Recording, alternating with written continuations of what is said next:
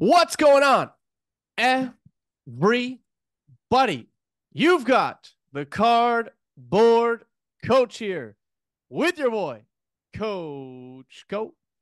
And team, today we got a very special guest on the podcast. We've got Alex Pashan, aka Patchin. Sports Card Stallion. Did I get your last name right? You gotta tell me. Patchin. But hey, you're a Patchin? little more north than me, so you gave it like that French Canadian vibe, which hey, I like. Hey, listen here, buddy. You were up here last week. I was. I was. Um, Talk to me a little bit about that. I've talked to a few people on the podcast already. I want your experience. This is not the first time you were in Toronto, though. So, unlike a few people that have jumped on the podcast and it was their first time, this was not your first time. So, let the listeners know why you keep coming back to Toronto. Yeah, not my first Canadian rodeo, if you will. I think this was my fifth expo in a row, fifth in a Whoa. row. From where I live in Michigan, it is a 4.5 hour drive. So I do it. I actually bring my daughter to this show too. It's a very, very kid-friendly show. It's not intense like the National. It's not intense like some of your Dallas card shows where it's just very transactional, very black and white. There's the in between. There's the family vibe to it. Upper Deck is one of the biggest, and I'm not being paid for saying this. Okay, maybe Yeah. I am. No, I'm just kidding.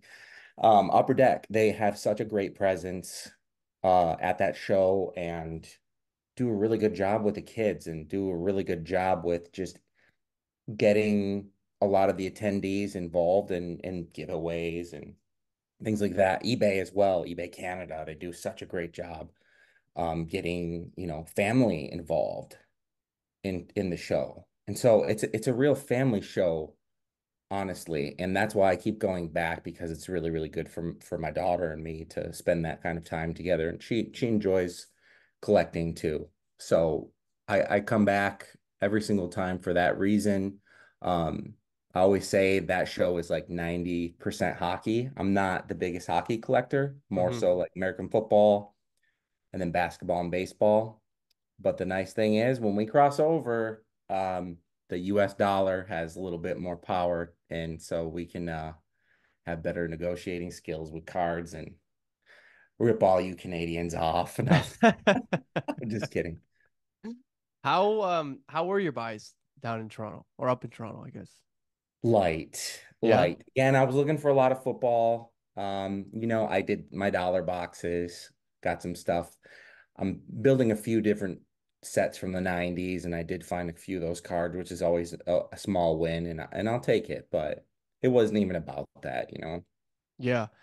I mean, I had the pleasure of meeting your daughter for the first time, actually talking to her. She's very well versed. You've done a great job in raising her. And yeah, I think that I mean that seems to be the common theme with the Toronto Sports Card Expo, right? Like a lot of people who I mean, I'm blessed because this is like my home show. And only when I started traveling to other shows did I realize how homey this one does. But even so, I'm still kind of biased because like I Of course. grew up in Toronto my whole life, right? So I automatically have connections here. So like I'm like, is it me who feels like there's like a huge sense of community at this show? But no, every time someone comes up, they're like, man, this feels like a family show. It feels like there's a lot of togetherness here. You can still, if you're someone who, buys en masse, like there's still opportunity.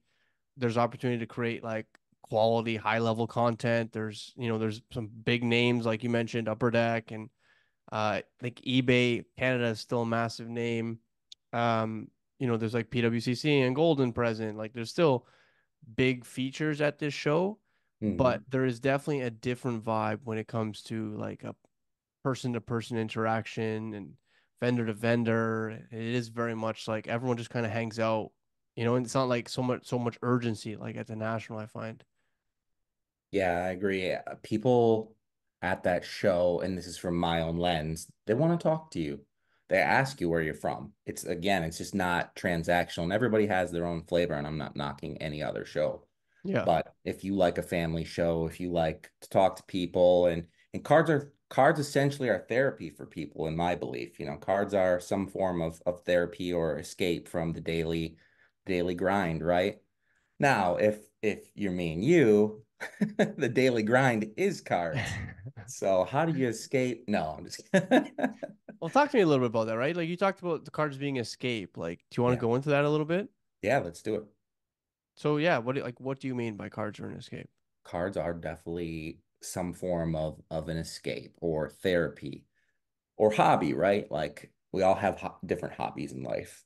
Cards is mine, cards is yours, but I turn to cards when, and I'm always locked in on cards and the Yeah. hobby, but I turned to cards in what was it, 2021. Had a bad breakup, my daughter's mom, and cards were on the rise again. That was a little bit of motivation, right? I think everybody is money motivated. You got to survive, right? Hmm. But yeah, cards. I turned to cards, and I was like, when I was younger and I would say like a little more sheltered during the winter time, especially, you know how cold it gets. Of course. Canada, Michigan gets really cold. My mom didn't really want me out there, so hey, we'd go to like Kmart, Meyer, wherever, go get some retail therapy, go get some cards. So fast forward to 2021, it was the same deal. Like I'm like, all right, well, we just split, we just broke up. What am I gonna do? I gotta rediscover something, hobbies, gym, Hmm. tan, laundry. No, I'm kidding. uh So I did. I did. I didn't like get into like the Target lines in the morning or anything like that, but I would go and like start checking out retail and being like, all right, well, what's left over? Cards are non-existent at that time, right? In retail, Yeah. what's left over? And just started perusing and buying singles on eBay. And it's like during times where I'm just like, man, I really need some kind of like hobby like support, I just sit down, look at my old cards that I had, my old card collection, just look at them, read stats, and just enjoy the cards, enjoy the hobby, and soak in the therapy that they provide. Right? It's not always therapeutic, but for the most part, I would say it is. No, I mean I think that's great, right? Like there's definitely. I mean, I wasn't questioning whether or not it was therapy or Yeah, therapeutic or like I was just curious to see. I mean, to hear a little bit more about like your story and yeah, the entering. I mean, like you and I have when we go back, but I didn't. I sure, wasn't aware of how you jump back in or just using cards as a bit of a reprieve because a lot of people. This is you're right. This is a safe space for the most part, and that's why I think sure, that's why people get so defensive when we see stuff like like thefts and yeah, I posted a video, we posted a video of someone clearing out retail shelves oh for sure, and the outrage that ensues after posting something like that is just because I think in a way like that person is taking away that opportunity from another individual, right? And I think other people kind of resonate with that. yeah. This hobby has provided so much, it's near and dear to people. So when they see stuff like that, it really tugs at the heartstrings, right? And um it's it's interesting to see people you know clearing out the shelves like that. But I mean, opportunity is there and they see it, and more power to them, I guess. um Exactly. but yeah, and so I started doing content in 2021 under the Sports Card Stallion brand. I just kind of came up with it on my own. And I would review some of my cards and just kind of review news, try and make some funny videos. I always like adding a bit of a funny twist to some of my videos. And I actually started on TikTok because TikTok, I think around 2020, 2021, when everyone was locked inside. I mean, everybody was on TikTok at the time. Yeah. So you could put out pure crap of content and think you were a superstar, right? Making me feel a lot better. Thank you. No, I'm talking about myself. Well, heck, I mean, survival of the fittest, right? Here we are in 2024, and it's much tighter competition, I think. Yeah. And you don't have that grand, large audience that is trapped inside because they're afraid of getting sick, right?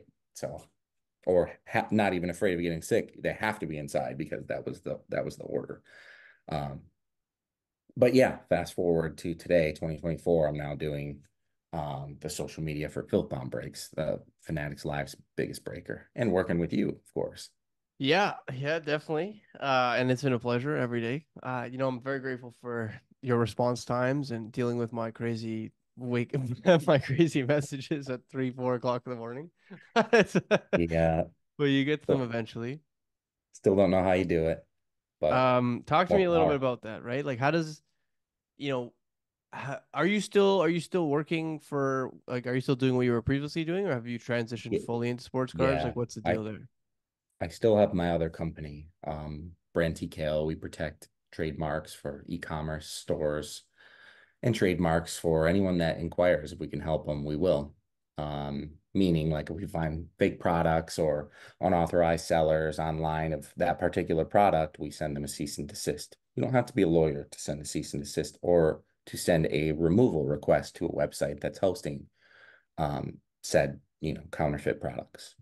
So That's we are still in business. Do you work with any brands in the sports card space? Because I feel like that No, would be interesting. They kind of like they could not overlap, in this, right? yeah, not in the sports card space. We work with a company called Snow. They're a teeth whitening company, and they're actually owned by Rob Gronkowski and Floyd Mayweather. They have some sort of conglomerate, and they're also the face of those companies. So you'll see the ads every once in a while with them putting it that this teeth tray in their mouth, and you'll get a Gronk spike every now and then, all that good stuff. That's pretty cool. So Yeah. how does I mean you transition into creating content? Is that a full time? Well, you said you still have your position, but like, is that do you see yourself? Is it the kind of the scenario where the more you're in the space, the more you want to be in the space? Are you comfortable with where you're at right now? Like, talk to me about that right now. Yeah, I think I would love to be in the space more. I don't know how that translates, but I think that this is my passion. I don't think I know that this is my passion. Um, I got my very first card my dad gave me was I think I was like 6 or 7 years old. I think it was an 86 or 87 tops Nolan Ryan card. He handed it to me. He had a binder full of Nolan Ryan and Roger Clemens. Those were his two favorite pitchers. And he had like doubles. Like he was a monster when it came to collecting. He showed me his Ryan Kuzman rookies, his Clemens rookies. And then I asked him, I was like, hey, can I have one? He didn't offer. I said, can I have one? And so he gave me a card saver, put that Nolan Ryan in there, and I still have it today. And I think that's where, just that little kindling of that little spark started to where we are today, which is it's cool to tell a story like that. It's almost storybook, right? Yeah. How does your daughter being in the collecting space impact you as a collector and someone who is also just like, on the content side? Yeah. So in when we were all locked in 2020, 2021, I would have her, so she's autistic. So she had a very big language barrier, like and speech delay, big time speech delay. But what was cool is I was reviewing cards on eBay at the time. Like sometimes that was like considered easy content for me. Yeah. Check out this card on eBay. It's going for this much. Would you pay this? Say it, call to action at the end. Yeah. So I was like, well, this is pretty simple. And she repeats very well after what I say. So we would just sit there next to each other and I'd say, okay, say this, say that, say this, and she would repeat it. So if you go back, she highlights like Joe Burrow rookies and all kinds of really cool like Michael Jordan cards, Luka Doncic. And it's funny, fast forward 3, 4 years later, she speaks great, has caught up and everything. I never would have guessed, by the way. Pardon? I never would have guessed. Right? Honestly, like seriously. Like I mean, I spoke to your daughter. I never would have guessed. Yeah. Yeah. Yeah, she'll hear names like Luka Doncic and she'll spark up and be like, "Oh, I know him. I know Luka Doncic or Joe Burrow or Michael Jordan." Yeah. So that's kind of how, we've shared the hobby together. She does have her own little case I saw. full of cards, got like her My Little Pony cards in there. And Are there My Little Pony cards? I'm oh not. I yeah, don't know why I'm so surprised. I've bought so many. I've bought so many. But she does the whole sleeve and top loader. She does the whole sleeve and top loader thing. It's cool to see. And for someone who, has learning disabilities like that, it's hard to find your role in this world. It's hard to find even at that young age. Obviously, she's very young. It's hard to find friends who are on that same level as her. So I think again, it's like history repeating itself. um, she seems to enjoy the hobby. She likes going to the shows, and it's really helped her. I love hearing that, man. That is unbelievable. I think a lot of Cool. times we get it like wrapped up in all-time highs and in bounties and in Of print course. runs and in allocation and in this drama and this bullshit and hearing stories like that really help me and hopefully everyone else listening to like there's just so much more to this hobby than dollars and cents and the drama sometimes that comes with it. Yeah, it's true. Backing up to the Canadian show, Expo, I bought some packs off of a gentleman. I believe he also had his son there. I forget the name of the store, but you could tell his son had some kind of a disability, but he sure loved to talk. And I'm not going to walk away from somebody. And I saw a couple people, and that's fine.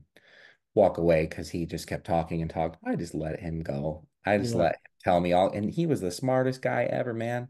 He was telling me about like where the Red Wings, the Detroit Red Wings, which he doesn't even live in Detroit or Michigan. He's from Canada, he said. Did you just hear like Where you told him you're from Detroit? I told, yeah, because I love that. we had asked where we were Yeah. coming, where we were from and stuff. And he was like, "Do you know where the Detroit Red Wings first played?" I go, "I have no idea." Dude, factoid after factoid after factoid, like brilliant, probably the biggest and best IQ in the room. And again, yeah, it's not always about the bounties, and the one of ones and and the transactional part. There really is more to it. I feel like that's like the top layer, all of that glitz and glamour and super collectors and stuff like that. But if you peel those layers back, oh, you'll find the passion behind the hobby and what it really does. It's pretty cool. So if someone's listening right now and they've got, I think it's a very unique situation. Like you've got a daughter, right? So Hmm. typically people talk about like father-son bonding, right? Like very seldom do we talk about like father-daughter and like the Yeah, hobby. So if you had any suggestions on how to help a father bring his daughter into the hobby, like what would that be? yeah. Bring them to a show, even if it's a local show. It is so crazy how welcoming people are because it's very rare to see. We're still, they have groups, women in the hobby, right? Trying to essentially their goal is to get more women in the hobby. Yeah. It's my belief. And so when you see an 8-year-old in the hobby who happens to be a little girl, people are so receptive at shows. They're handing her stuff. They're welcoming her. Like we really do want, more females and more girls in the hobby. We do. And I would say bring them to shows because people are so welcoming. And who doesn't love free stuff? Especially, a little girl, you know. That's made her feel extremely welcome. She goes home, she unpacks all of her stuff, she looks at it all, and she can't wait for the next one. And it's like it's so rewarding to her. So I would say, yeah, bring them to a show. It is very male dominant, right? It's a male dominated hobby, but at the same time, it doesn't have to be, you know. How do I love that, man, by the way. How do players like Caitlin Clark, like, do you think that could translate into, more young girls potentially collecting? I don't know if it's going to directly translate into collecting cards. Definitely playing Yeah. sports, I think. I mean, the fact that like Caitlin Clark is an icon. I will say this. It's kind of crazy. I saw something recently as a video that they fly commercial. I Yes. I can't. This woman is, I mean, one of the most recognizable. I mean, maybe we're in a bubble. I don't know. But like, if I saw Caitlin Clark on the street, I would 100% know who that is versus like probably a supermodel, truthfully. Right. Like, so Okay. like, I'm like, the fact that you're flying commercial uh from game to game is bonkers to me. Yeah, that is insane. I did read that article too, and I noticed that I think it was the president of the WNBA said, we do have a plan in place. So like this, I guess this wave of draftees that were literally just drafted like last week and playing all of a sudden now. So How does crazy, that right? work too? I was I like, don't what? know. I was like, they They were need to literally fix drafted like 2 weeks ago. they need to fix that too, right? Like why is it like that? They went straight from college ball into the draft, and then 2 weeks later, they're playing in the WNBA. Just like that. Talk about the pressure and like, dude, how do you learn the offense that quick? How do I you learn, the team, the facility, where to go? Like I have no crazy. clue. I have But no I, clue. I I guess saw like Angel Reese highlights. I was like, what? From I where? know. I was like, I know. what do you mean? Feel like I was like, she was just in the tourney like yeah, yesterday. yeah. And I was like, I'm sorry. Did I miss something? It's like, Right. what? Yeah. So I guess they're working on that to fly private again, but they have a certain plan in place to do so. And this wave of draftees is really going to catapult the WNBA. And you can already see it. Like they sold out the very first game of, and I think a lot of the games are sold out, if I'm correct, for the Indiana Fever. That those ticket sales, man, they generate revenue and viewership. And when you get viewership like that, you can start getting bigger and bigger sponsorships and endorsements, right? So I think Well, like that'll the Caitlin eventually, Clark jersey was the most sold jersey of all time until I think Caleb Williams. Like on yeah. draft night, I think it was. And Oh then man, Caleb Williams superseded that. But understandable. but that's still bonkers though, Yeah. right? Like I mean, I still think that's crazy. Like think about some of the guys that have been drafted.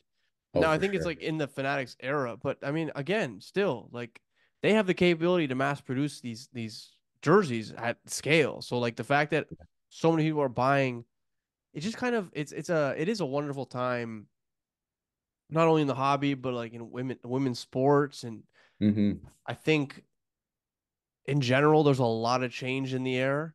And I don't, that's probably where some of the animosity comes from and tension in the hobby is that, things have been a certain way for so long. Um, and people don't like change, right? Like, and I'm not saying that anyone specifically is like resisting this or it's just uncomfortable. Like, Yeah. eh, yeah, People don't know how to handle change. They always say embrace change, right? But like, yeah, okay, you can embrace change until it's you go to embrace something that's got spikes on it, right? And you're like, whoa, everybody has that tipping point, right, on change. So, I mean, I get it. There's a lot of change in the hobby right now, but there's also a lot of opportunity. There's also a lot of entry points. Like you said, Caitlin Clark, she's going to cause a lot more women and young girls and anybody to get into the hobby or to just go buy a jersey or watch a Fever game on TV, you know. And I think that is going to help essentially grow the hobby and translate people into the hobby. What I would like to see, I think you were talking about, you say something about Caitlin Clark, Superfractor, something like that. yeah. I Uh, mean, I didn't specifically mention that, but yeah, no, oh, I we okay. can we Well, can no, we can go for it. Let's go for it. what I would love to see is like a big, because it Because would that one have to did be it did like headline. 82K, I think, right? Something like that. It ended up like the Superfractor sold for more than Did it? her rookie deal did. Like, which Wow. is, yeah, yeah, yeah. Sorry for the laughs, but I No, mean, no, it's wild, the man. change is happening though. Yeah. Like her second contract, I feel like is going to be monstrous. Well, I mean, the money she's making from I agree with you, but the money that she's making from sponsorships has Yeah, to has yeah. to supersede the base level contract. Oh, for Do you know what I sure. mean? Like, Yeah. I, it just doesn't make any. This woman is literally an icon for women right now. Do you know? Hmm. Like, she is. I mean, she's got men thinking that she might be able to play in the NBA. You know, so like that's a big deal. Yeah, for sure. I would love to see like one of the women from like Shark Tank or something go and buy that because it would make headlines and go and buy that Caitlin Clark or something like that, like make it this big story. Um, That's a pretty cool thing. That would be yeah. wild, actually. That Yeah. would be cool. Well, we don't often find out who buys these things unless it's like Shine. Yeah. Yeah. Right. You're like, oh, you're the one who spent $500,000 on a Jason Dominguez. Cool, awesome. Throw it in a drawer. All right, that's great. Thank you so much. Yeah, man, talk to me about how your collecting has changed over like the last little bit. So you come back in 2021, you're ripping whatever's on the shelf. You know, there's a lot of Yeah. nostalgia. How does that how does that evolve? Yeah. So I did have a lot of cards that I just stored away for a while. Um, I'd PC'd Matt Stafford. He was the Detroit Lions quarterback for a while. Oh yeah. Let's see. So I was PCing his exquisite RPA, They were cheap. They 2009. were cheap back then, bro. They were cheap. They were maybe 300, $600 a piece. I had a private buyer come in. I had amassed over, I think, 9 or 10 years. Let's see, like 17 or 18 out of the 99. So a good percentage. And he was to play in the Super Bowl. And a week before, I was on that Clubhouse app talking to friends on there, people that are in the hobby. And I said, I'm in a little bit of a predicament here. Like I PC this player, but also, I have a daughter and, Yeah. and house to pay for. And Hmm. what should I do? Should I keep these? Should I sell them? And so everybody was like, now is the time. You should probably sell them. So once they won that NFC championship game, I had a private buyer come in and swoop them all up for a nice hefty chunk. And I did the same thing before the Super Bowl. did you really? Yeah, no With joke. It's Stafford cards? yeah. Literally right before that Super Bowl. And it's funny because Yes. like in the offseason, I was like, he got traded, and I was Yes. like, this guy's got a ridiculous team behind him. I was like, this guy, he can ball. Yeah. I was like, screw it. His stuff is cheap. Could be a Hall of Famer, on the Mm-hmm. fence. Arguably never really had a good team behind him. He had Megatron and but that's one player. I Yeah. was like, you know what? Let's run with this. I like this narrative. Let's do it. And I Mm-hmm. bought into Stafford, and I was like, I'm just gonna ride it out with you. And he was on his way to the Super Bowl. I was like, we're good. Have fun. Yeah. I'll cheer from you. I'll cheer with you from afar. But it's been a pleasure going on this ride with you. Yeah. That's exactly my thought process. That's so funny. And then sure enough, they won the Super Bowl and then his cards actually went up for maybe a week. And then the offseason hit and they started to decline again. And I was like, wow, I really sold at the peak. That's pretty cool. Not that doesn't happen very often. It's Yeah, cool to know you sold at the peak. yeah. So Well, and I think it's interesting too. So you brought up a few awesome points there that I kind of want to discuss. Number one is that like it's okay to sell your PC. yeah. Um, it doesn't mean that you're like a shitty collector or that you've like betrayed the hobby, No, it or means you're a it means you're a or shitty collector. or betrayed this player, like I Yeah. don't know, like shit happens. And like you said, you got a daughter, you got a house, you have expenses, unforeseen stuff happens. Man, maybe For you sure. want to take your significant other or family member on a goddamn trip. And I Yeah. say this a lot. Like at the end of the day, I love the hobby. I fucking love the hobby. But Hmm. at the end of the day, these are like they're pieces of paper, Like I a big fucking advocate for them.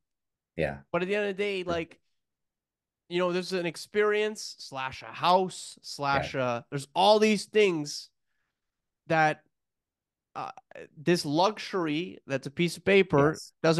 it doesn't translate, right? The math doesn't math. And sometimes you have the opportunity to buy them back at a later date when you have when you're more sound or whatever the case may be, or you're just happy having held them for as long as you did, right? Like, Hmm. I talk about like going on the journey with that player.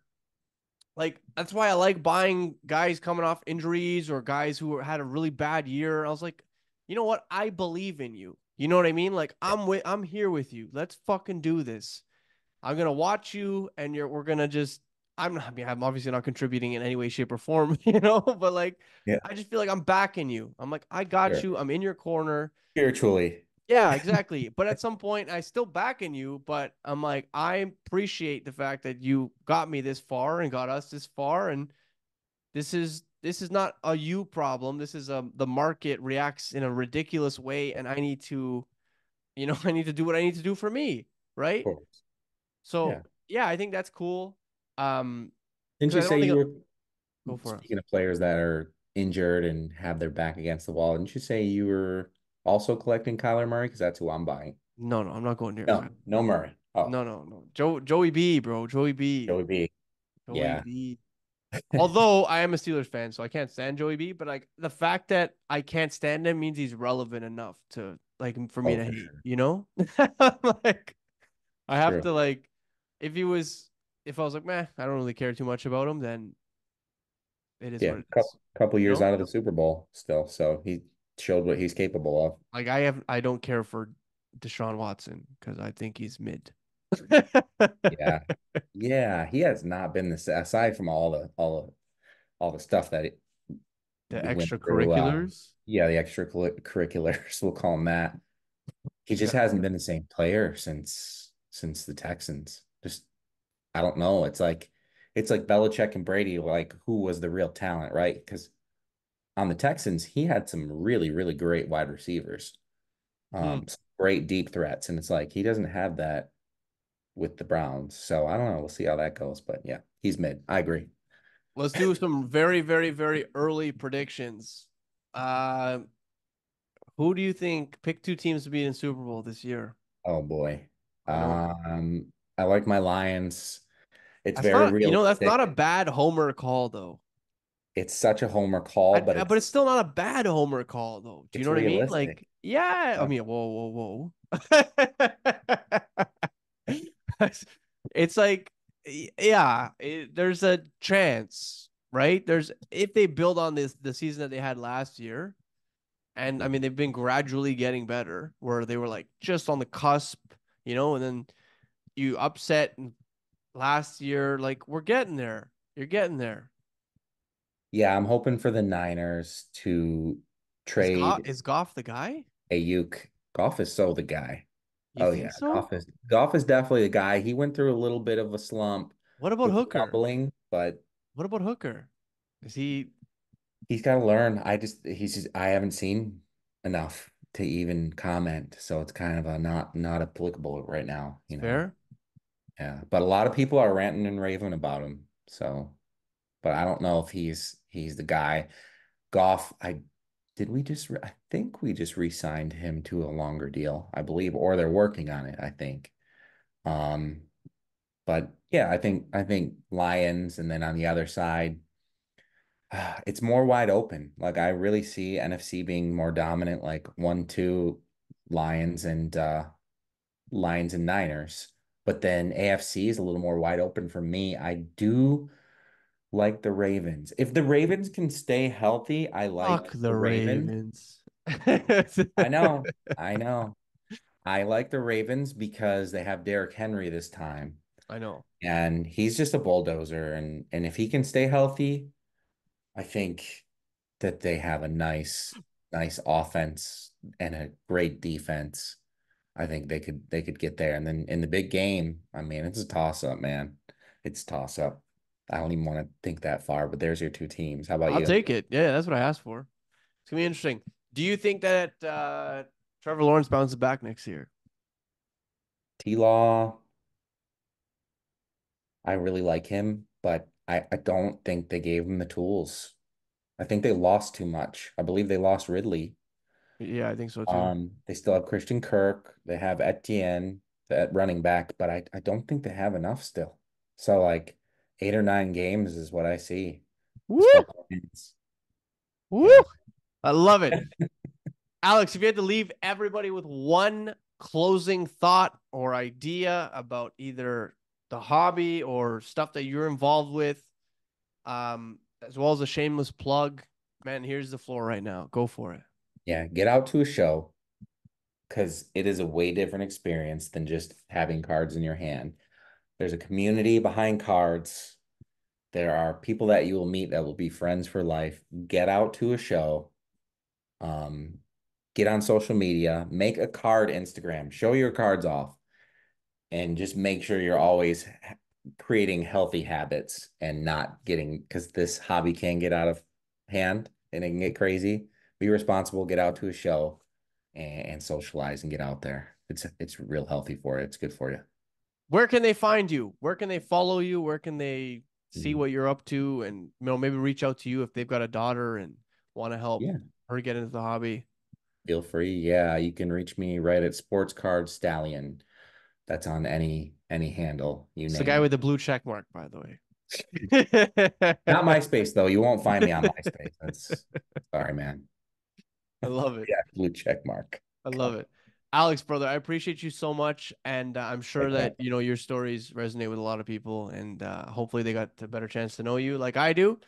And I got a better chance to get to know you. Something English. Man, I hope everybody listening has a wonderful rest of the day. Sports Card Stallion, Coach Co are out of here. Peace.